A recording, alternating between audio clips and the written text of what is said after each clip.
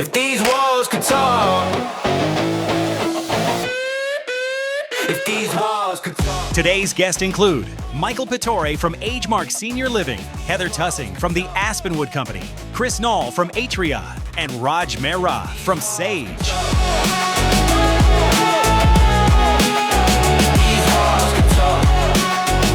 Big warm welcome for our host, Lindsey Daugherty.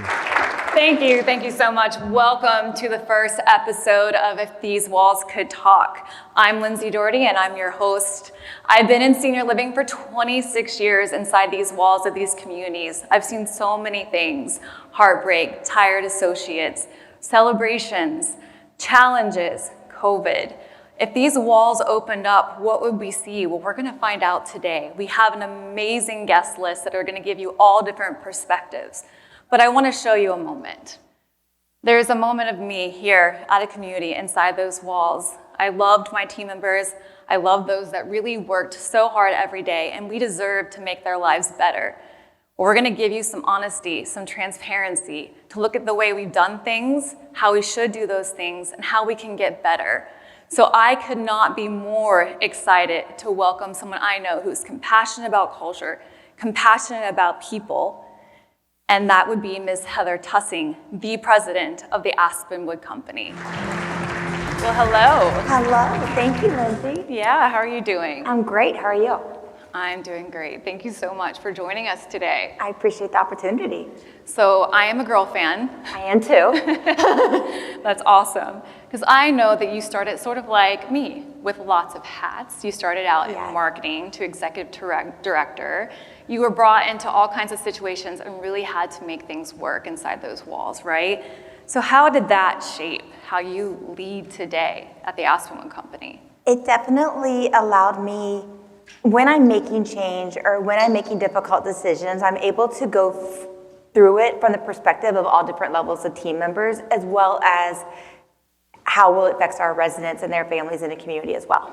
Yeah, I mean, that's important. So give me an experience, like where did that stem from? Where did you learn, like, okay, I know what the caregiver's going through.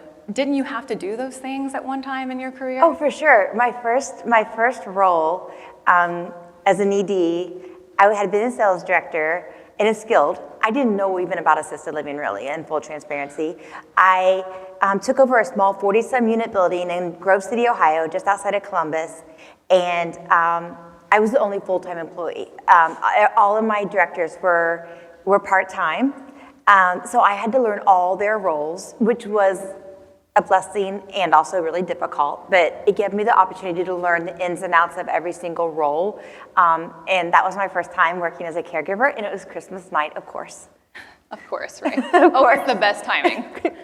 Well, I want to get to what you're doing today as president of the Aspenwood Company. You've done some scaling. You've done some progress. You've made a lot of hard work and hard decisions. Can you tell me some of those decisions that you've had to make? Sure. So I was hired over 3 years ago to bring change to an organization.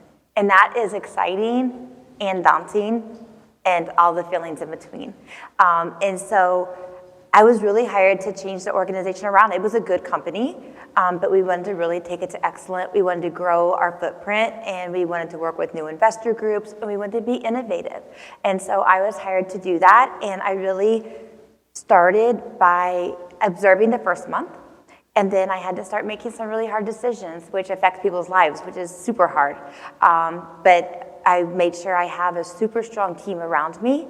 I want people who will challenge me and challenge each other and help us get to the best possible solutions for our residents, our team members, and each other as well. I love that, because we talked about this, is hiring people who are better than you. 100%. Stronger than you. Some people get a little fearful of doing that. No. But you have embraced it. I embrace it. I can't tolerate people who think they know everything, because none of us know everything. And if we were, we wouldn't have day jobs. So I think that we all have things to learn. And I love when people come to us from different organizations, and even outside the industry, there is so much to learn from each other, and we just need to work together. Yeah, no, I totally agree. So a lot of pressure. A lot of pressure. A big path. And I also came in at a time where people had started getting frustrated, and so it was expected that there'd be change quickly, and that's hard. Yeah, because you cannot You rebuild can't. Rome. And you also have to, like, I had to take a month to assess. I had to assess the systems, the processes, and the people. I couldn't just come in on day one and make changes. I didn't know what was broken or what needed repaired. So I had to assess that. Sure. And then we started. And that was the hardest year of my career. There were days I didn't know if I'd make it through it. My husband is super supportive. But after that, it's been so much better. There's still been very, very tough times, but it's been so much better. That first year was difficult. Yeah, I could imagine. And you're making changes inside. Were you getting opinions, like people who weren't happy? Oh, Or, 100%. I mean, people were fearful. The hardest thing for me is I love forming relationships with my team members. And the hardest thing was at first, I wouldn't allow myself to do that because I didn't know who was going to stay and who was going to go, and I couldn't be fake to somebody. I couldn't act like it was okay if it really wasn't okay. And so that was an odd time for all involved, and it was like right before Christmas. It was just a weird time, so. Sure, but you knew you had to be transparent and honest. Yes. And I love that. And so with that, you had to be thoughtful, right? With some of the things you were rolling out, some of the tech you were choosing, some of the new vendor partners you were picking.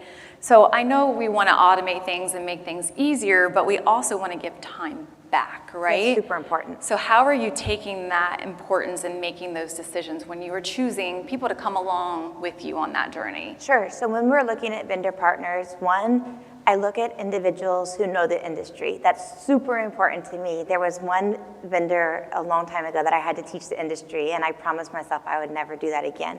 I'll give hints and tips and so forth, but I don't. If they're going to be our vendor partner, we're paying them, then they need to understand the industry that we're working in. And so that's the first thing. Second would be ensuring that the technology is going to obviously benefit our residents, but it's also going to benefit our team members. In order to get the buy-in, it has to be beneficial to both parties. And then obviously I want it to be beneficial. There needs to be a return on investment for the investors and the ownership groups as well. So those are the three parties I'm trying to serve. And I need to see that technology will benefit all of those. Yeah, you really do. And so were you getting feedback from your team about those partners? And when you started implementing, were you getting any friction? For sure. And we usually try to pilot so that we can see if things are going to go smoothly. Anybody can tell us anything, right? We can say anything to a family. That doesn't mean it's reality. So it's really important to me that I see what the reality is. In every organization, Aspenwood, myself included, we make mistakes. It's not about mistakes, it's about how you react and how you fix those mistakes. And so that's all we can ask for in a vendor partner, somebody who is open to feedback and willing to work through, and those are the partners that we work with. Yeah, 100%. Now you've had a lot of successes and we want to touch on those, right? So you're talking, there was challenges. Yes. There was turnover. Yes. There was having to pick partners that got you, Yes. right? And just making hard decisions and hard conversations around Christmas. That's really hard. It is hard. But what are some of those long days, sleepless nights? Like, what are those moments that you had that you're like, okay, it's worth it? I think once I had my team in place, it feels so good, and it's like we're so collaborative, but we push each other and we challenge each other, and we have very open, honest conversations. But we also share, like when my VP of HR, when her daughter started walking, I get a video of it. So we share those wins as well, and you build those relationships by working through hard challenges together. You come out from it being stronger, and so those are the wins that you take away from those really challenging times. And then we've grown a lot as an organization. We grew from 12 communities to 20 communities in the past 3 years, and our revenue has gone up significantly. But one of the biggest wins that I see is that we either opened and or acquired 7 communities throughout the Southeast in 30 days. I don't know if ProCare is in here, but they know what I'm talking about because they were our partner helping us through that. It was a lot, and we were able to maintain our current community's census without seeing any dips, any huge turnovers with team members. So the fact that we were able to really turn all of our attention, 90% of our attention, to these 7 communities for a period of time and still maintain, it says a ton for my team, and also the culture and what we built in the communities, and that the communities know it and understand it, and they can do it without us every day being involved in it. I love it because you didn't just sustain. You built while you were sustaining, which is hard. It is so hard. And you mentioned something, and I don't want to let this go, but I'm going to cue a picture here. She said she made progress, a lot of progress, right? Yeah. $100 million Yes. in progress of revenue in 3 years. $100 million a year over 3 years, yes. I mean, you need to celebrate that. That's amazing. It's an amazing team working together to do the right things. And we've done a lot to get to that. We've challenged our programming, we've challenged our dining experience. Like, we've challenged every single thing, and we're never satisfied. Like, we'll get something down, and then we want to start working on the next thing. Yeah, I love that. Well, thank you so much for Thank your you, time Lindsey. today. Thank you. I appreciate Thank it. you. We're going to go to a quick commercial. This commercial is sponsored by the Influence Group. This spring, SLIF is heading to the next level in sunny Carlsbad, California.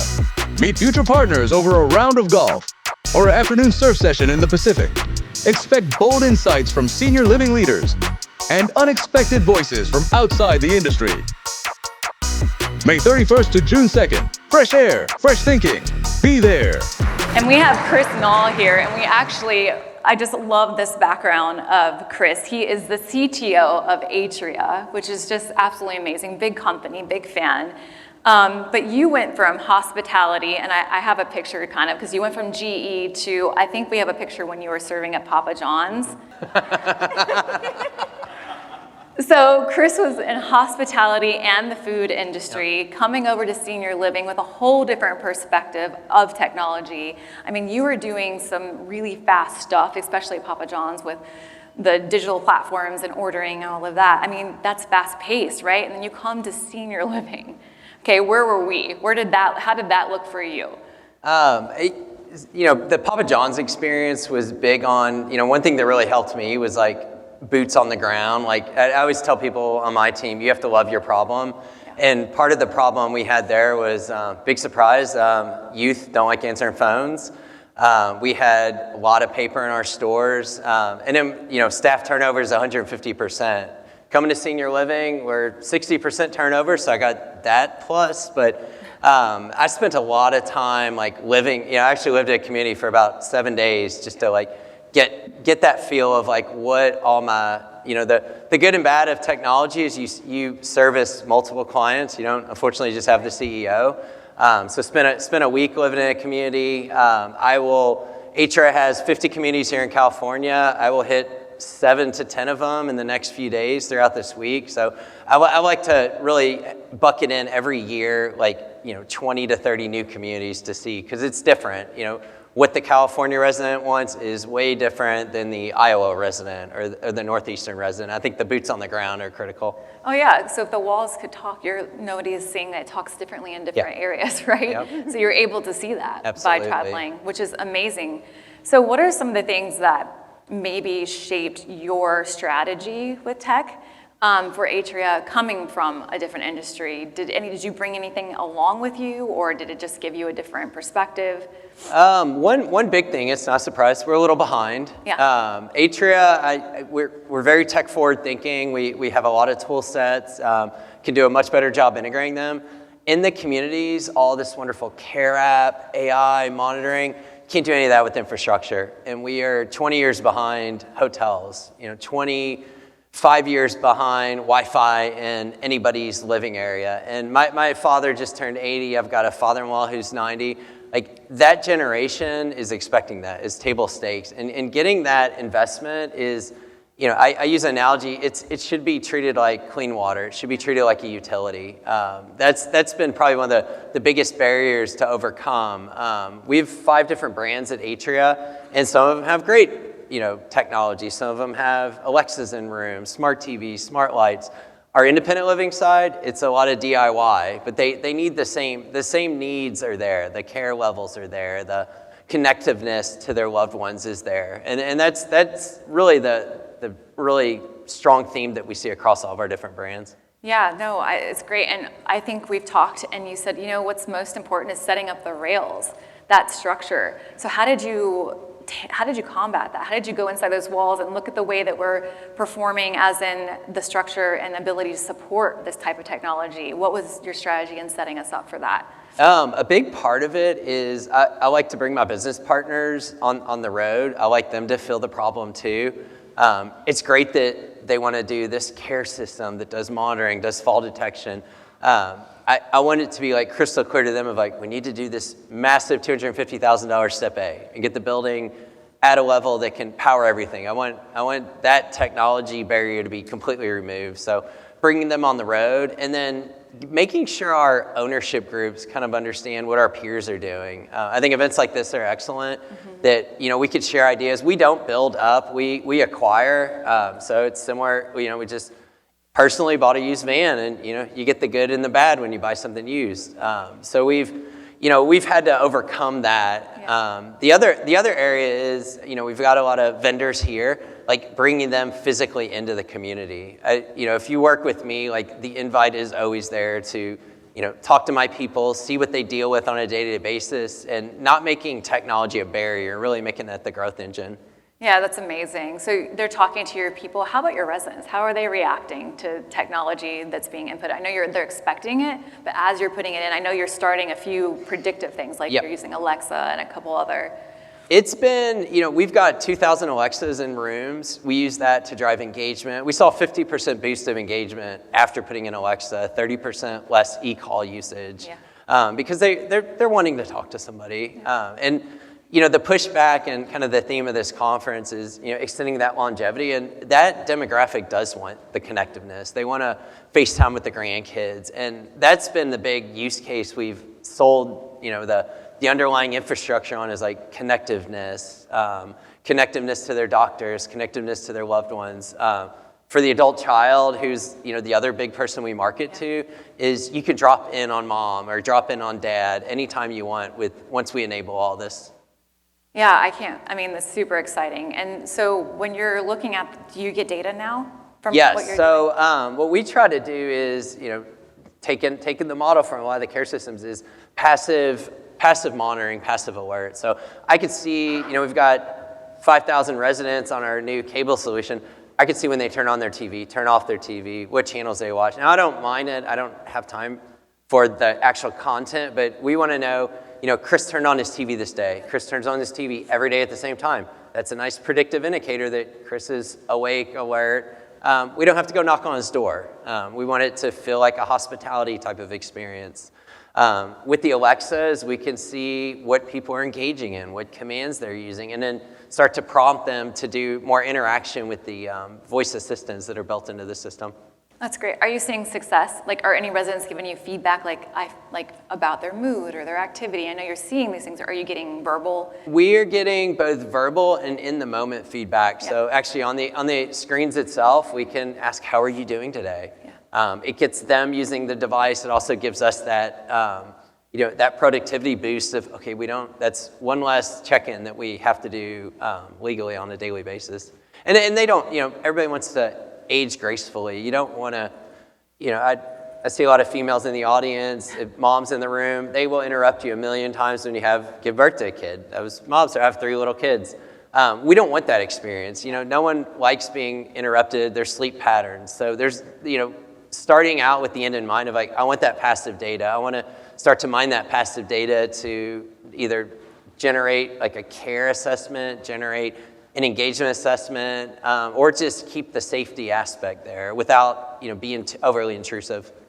Yeah, no, I think that's great. And so I know this question has to be asked. Where do you get the funding to set these rails in the infrastructure? Because I know, we've talked about this too, is with CapEx, it's carpet, it's paint, it's things like that. How do you prioritize the support of tech? I get ahead on the marketing. So I've got 2 big groups I have to get funding from, ownership groups. So annually, we just finished that process. They're not giving me what I would like on the infrastructure side. So the other creative option I also have is a Ready Connect fee that we add in to net new residents. Because similar to we are for profit, so similar to that, I can't add $45 a month to everybody's bill. So we have to slowly phase that in while giving them that experience. And we've had to go on the offense with the adult children of this is why we're putting connectivity in now. This is what you can now do with mom. She can get an Apple Watch. She can get an Alexa. She can start to stream movies. You want to get the number last night jumped out, 47 hours of television. TV, culinary, and safety are like the three pillars that are super important to my residents. So we make sure that we're also personalizing some of the education aspects as well as the entertainment aspects for the resident. Yeah, I do love that. And some of the burden on the caregivers, when you add technology, I think we did chat too, is like, what do you keep in mind about technology that you're putting in when it comes to any burdening any of those folks working in the communities? I try to go in with zero support. Doesn't work, that's the end goal, but we've got now predictive monitoring of, circuits up and down. So we know when their infrastructure's down, we can take action on that so that they don't have to step away from caring for a resident, call my help desk, work through the ticket. We've really designed all of our support model to be, senior-centric, resident-centric, and not putting any new burden on. That is for anybody here in technology, that is the number one, constructive feedback we get. You're adding work to my day. We're not adding work to your day. We're number one, giving you more connectivity. No one ever complains about that. But two, we're using this data to find efficiencies and find ways that we can help you out. And I think going in with that attitude has just been a way to get over the adoption hump with some of our employees. Great. This was great substance. Thank you so much for being a guest. Thank you so much, Lindsey. Yep. Thank you. Thank you. We're going to go to a quick commercial.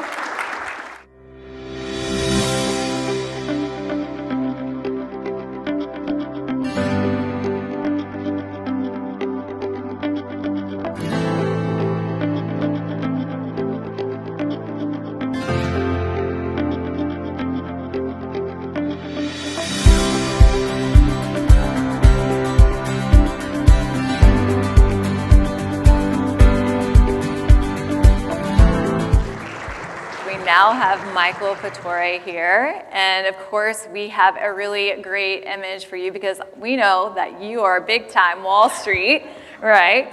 Wall Street to owner to now co-CEO of Agemark. It's pretty amazing to have this perspective.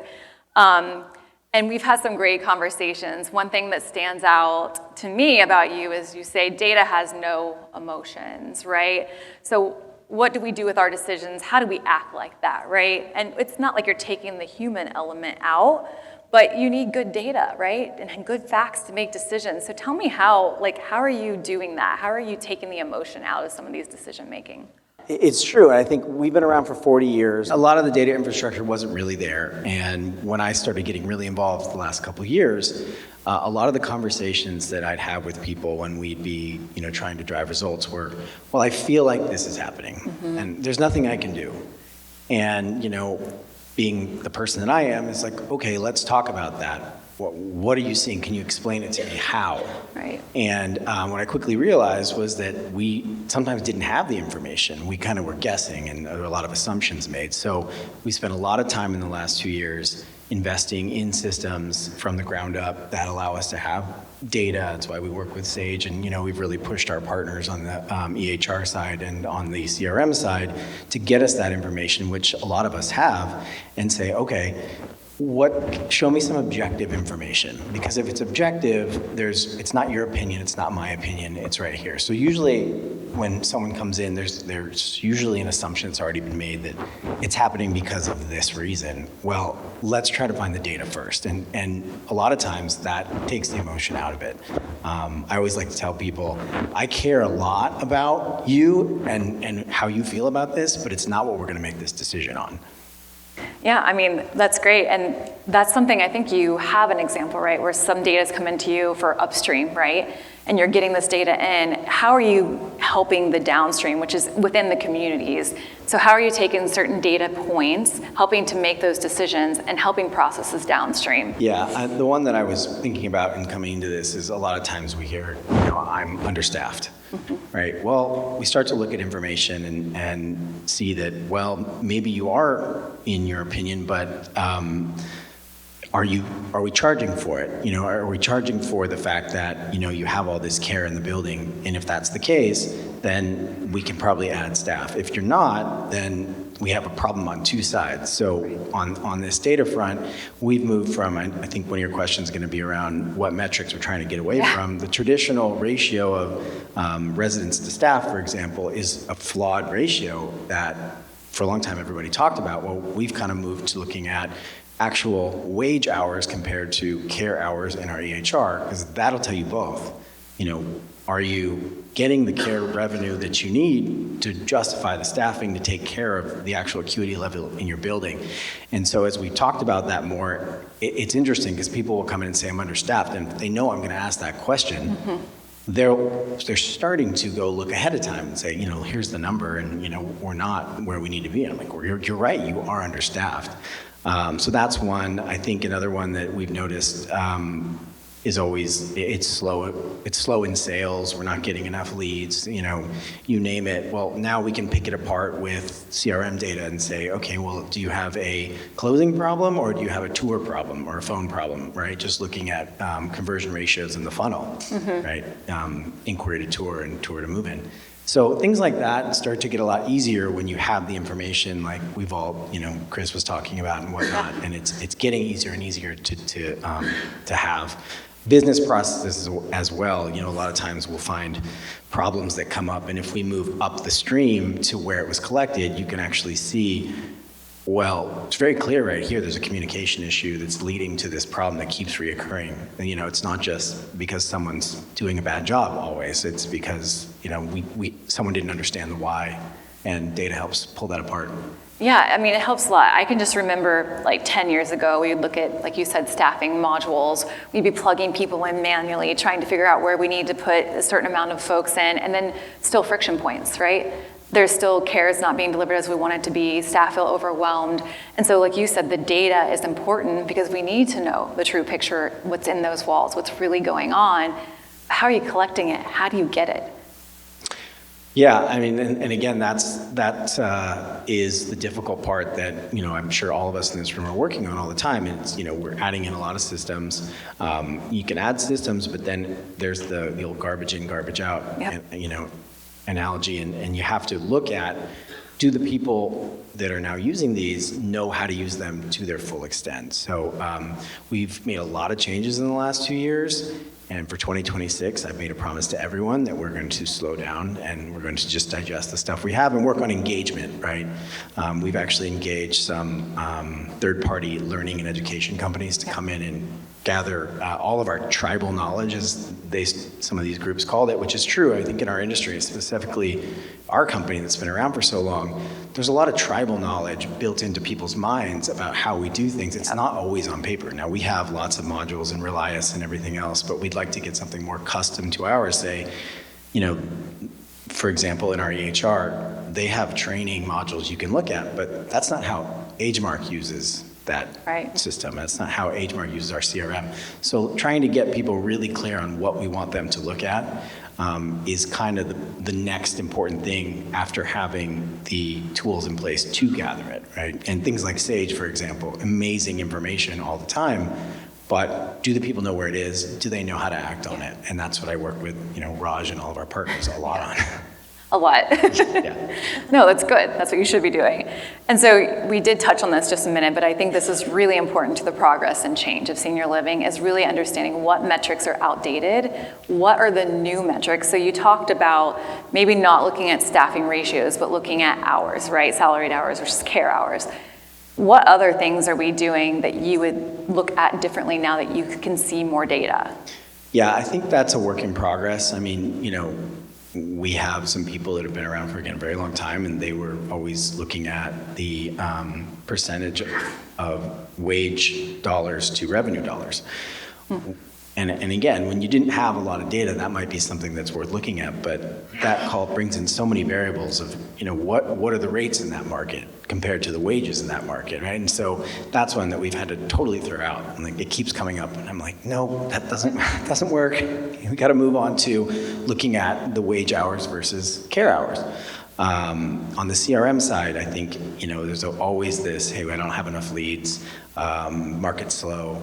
Well, that's step one. Let's go a step further and get into some of this conversion rate stuff. And then there's all kinds of other metrics that we have in our data, in our business intelligence software that we're going through right now. And it's interesting because certain regionals and managers will grab onto a certain piece of data and say, I really like this metric. Yeah.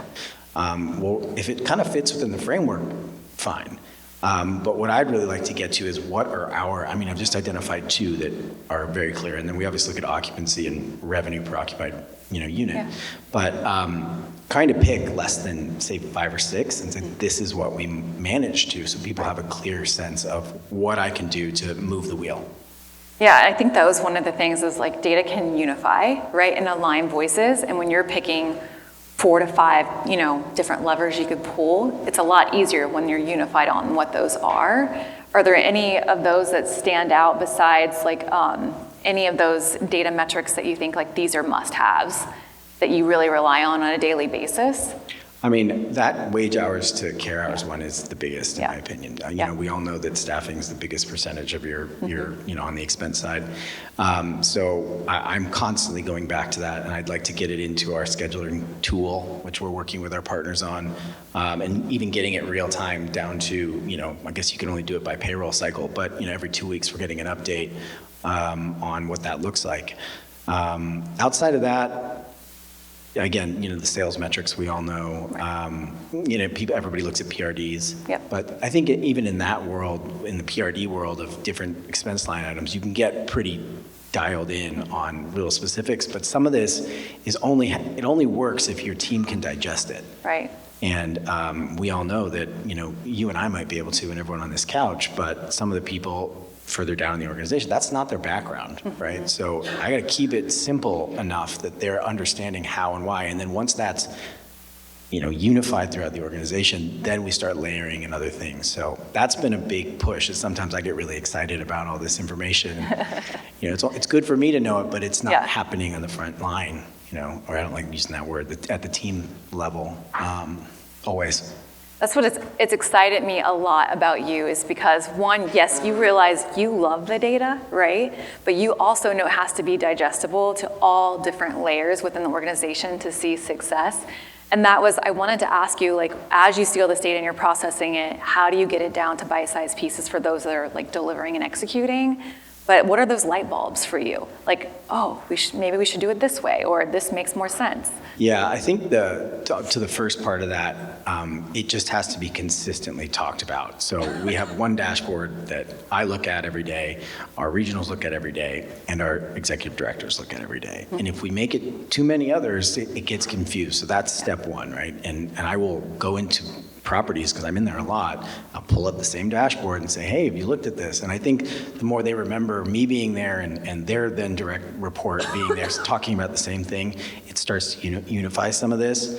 And I really love that light bulb when it goes off. And it's cool because what I'll see now is when people come to me or to their direct report, they're coming informed about the question they know that they're going to get asked, which is, have you looked at the care hours to the wage hours, right? And like, I have, and it's kind of high, but here's why. And okay, then we can have more of a conversation other than I'm overstaffed, and there's nothing I can do about it.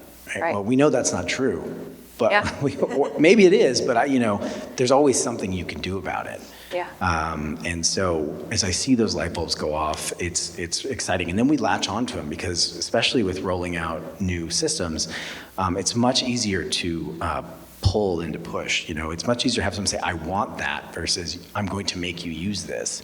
And so when I see people say, hey, this really is good, I like this chart or this metric, or talking to my directors and leadership about this, then we say, great, maybe that's the one we got to use, and I got to throw out whatever I think because that's what they like.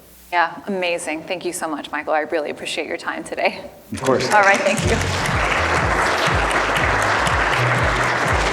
All right, we're going to bring up our final guest, Mr. Raj Mehra with Sage. He is the co-founder and CEO. So we're doing images for a lot of folks, and I had to do one for Raj here because Raj sees so many patterns and so much data across all these operators. So when I think of Raj, I think of this image of him in this matrix. Oh, wow. And he's just processing it all, trying to find the right solutions and better support and all of those things, but just wanted you to get a visual of how I visualize you, Raj. That's cool. We should use that more often. All right, so I wanted to talk about just, again, inside these walls, seeing all these numbers and all this data. Let's start to separate it apart and understand what are the things that you're seeing that are most measured too much and then under measured. Yeah, I think the industry and a lot of people on this panel have been talking about this, is that it's going from reactive data to more around real-time and proactive data. And what I mean by that is that, 5 years ago when we started our company, most people, if I was asking them how they're operating a building or how they're performing, they would look at their P&L, right? And I think a lot of operators are still doing that. And the challenge with that is that P&L is good from a financial performance, but it's not telling you the real-time pulse of that community. What are the pain points? What are the pressure points in that community? And I think with modern technology and tools across the industry, Chris gave great examples around, Amazon and, TV data. Well, that's real time.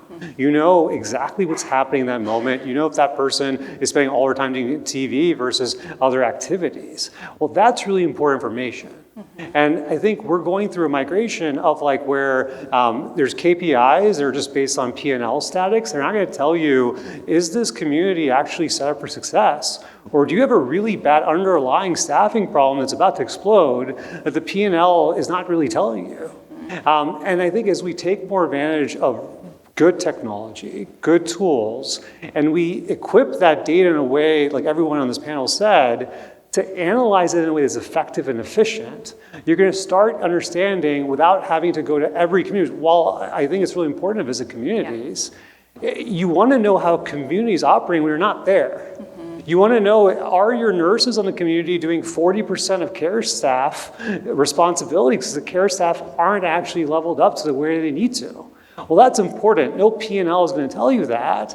And those nurses are going to churn, and then you're going to have another problem. And so, that's where I think we're headed. The challenge is really creating an infrastructure, to Michael's point, around how do you get this real-time visibility in the areas you care the most about. So not every operator, cares about staffing, right? Some operators do, but some operators, that might be a lower issue. Well, can you look at the real-time data from the solutions that help you get that data for those problems that are most relevant for you that quarter or that year, and really kind of surrounding your team around that information? Otherwise, it gets overwhelming. You're right. And so it's really not what's over-measured or under-measured. It's what's measured matters, and it has to be aligned, right, with their strategy. Are you seeing any patterns today of things that actually are working that are being measured with new data? Yeah, so, we have operators, and to that point, for the best ones, the theme changes every year. And so last year before, their big problem was care creep, right? Many of you know that term around margins and, how much are we spending, as previously said, around care, right? And so they put all of their efforts around, can I start documenting things and understanding visibility through tools like Sage and other tools around what's my unplanned care? Right? What was contemplated and what's happening? And they did that at scale. And this year we've seen that same operator change their vision and say, well, I got that under control. I have a process for this. My biggest problem now is turnover. My biggest problem right now is labor. I'm not being able to keep my communities with the same labor intact, and that's becoming a really acute problem. So their entire management team is spending time with us just analyzing real-time labor data trends. And the way we're backing into that is, what are the worst communities in terms of response time, right? Which communities have challenges with response time? And that's our North Star to filter down to the community set that might be the most challenging. And then within that, we're seeing some really interesting trends, like the example I gave earlier, where nurses are doing most of the care shift activity. There's a concentration of labor where 3 caregivers are doing all the work and the other caregivers, for whatever reason, aren't. Right. Well, those 3 caregivers are going to burn out eventually. right? And so as we take that data and make them actions they can kind of process with their regional market leaders across the board, they're actually making a dent against this problem. Yeah, absolutely. And so everyone talks about AI, right? And we want to talk about it just for a moment. I want to know from you as a visionary, where do you see AI going in this next 3 to 5 years? Yeah, look, I think that's a really hard question. I mean, I don't think most of us knew in the last 2 years where AI went, right? In 2 years, AI and the transformation of AI has been so significant. And I don't think anyone could have predicted that at the rate it's happened. So I would never be able to tell you in 5 years what it could be because it's changing every 6 months. But what I'll say is that, look, I think AI, and there's a lot of talk about agents, right? Like the agents are going to replace the caregiver and the workflow and all this stuff. And it's like, I don't think that's going to happen overnight. And I don't think that's the right way to kind of think about AI. I think things like agents and AI in general can enable better workflow. And so I'll give you an example. Last night, so there's a concierge the hotel gives you, right? So when you check in, you get a message from a concierge. And I don't know if it's AI enabled or if it's a human, regardless, but last night I was going back to my room and I forgot my room number. I didn't have the room tag, and I was like, oh man, I have to go all the way back down, and I have to come back. It's gonna be like 10, 15 minutes at least. And then I just messaged the concierge and I was like, what's my room number? And within 10 seconds, it responded, right? And so that to me is the current immediate value of AI is that it's in the workflow. Yeah. It gives us the information that we need at the right point in time to give us leverage. Yeah. So now I got 20 minutes back by getting something where I needed it immediately. And I think we can take a lot of inspiration in senior living from that anecdote, right? So in senior living, one of the things we're doing is we developed the Best Nurse Call in terms of product set. We developed AI product around passive sensing. But where we're going now is this concept of connected care. And what we mean by that is when someone walks past a room and that resident is a favorite, AI in the workflow means that I will tell that caregiver in that moment through software that, hey, while you're walking past the room, you should check in on that resident and help them with bathing, help them in toileting, because that's in their care plan at this exact time. Yeah. Well, that's the power of AI, I think, immediately in the workflow. And I think that opportunity prevents people to have to look at paper binders, look at the EHR, and get information in the moment. Like I got last night, my room number, right? That gives you leverage. Yeah, I think that's exactly right. Data giving you leverage, understanding that AI is to give you time back and to make things better. And I think that you get that, you understand that, and I'm very proud to interview you today. I really thank you for your time. And we're gonna do a lightning round just to make this super fun. Are you guys ready for this? So I am gonna ask some questions. Everyone's gonna answer. It's very fast. We'll start with Raj and go down, okay? And so the lightning round for the first one is everybody has these phrases they hear every single day that they are just like, I want to ban that phrase. I don't want to hear it anymore. Raj. I didn't prep for this question. Lightning round. Can you come to me last? Yeah, I'll come to you last. Well, okay, we're going to start the other side. Michael. It's actually nothing wrong with this phrase, but I hear it so often that it is one that I have the reaction to. It says, I have concerns about. Yeah. Have concerns about. All right, let's go. Chris. One big one for me is I'm not a techie. I'm not allowed to say I'm not a financy. I'm not a carry. But the truth of it is everybody has iPhones. All of our people that work there have iPhones. They upload pictures. They chat with people. You can learn our tools at work. Yeah. We've made them super simple. Yeah, I love that. Heather. We've always done it this way. Ooh. Yeah, it gets to you that way. How about you, Raj, now? Silver Heather, if it's not broken, don't fix it. Yeah, I like it. All right, next one is, in 2026, what's your prediction in 10 words or less? Senior living prediction. Whatever it is, it's just off the cusp. Go ahead, Michael. A lot more consolidation. Yeah. For me, it's Oh, you took part of mine. Output-based solutions for software. So we've got a lot of cool things. We are over-teched out. We have to like show the usage of that software, or there will be software consolidation. Yeah. I think it's going to be a really exciting year. Yeah. Yeah. More transparency and visibility to families. Yeah. You know, like as I mentioned last night, I had a kid recently, and when you have childcare, you have so much visibility in what's happening. And I think some operators, you know, are less inclined to do this than others, but I think families, for all the reasons that you know the speaker last night talked about, is you need to start kind of involving other people into the mix, and I think there's a huge opportunity for that in 2026. Yeah, that's perfect. We have time for one last question. One thing you wish families knew.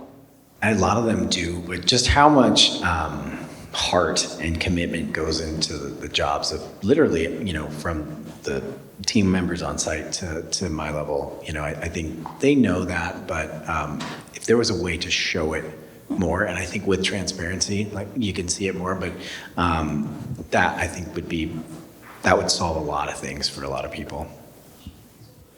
For me, in my view, we're part of the connectiveness of the team. We're not, you know, we're the offensive, defensive line, but our job is to keep you connected to your loved ones.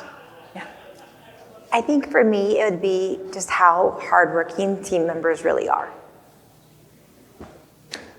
I think like we don't directly serve, our enterprises do, but we see the data, go back to data behind it. And if they could just see the sheer number of hours, and we show this in family meetings through our data, that they're spending with their loved ones, because a lot of times they'll interact when the thing went bad.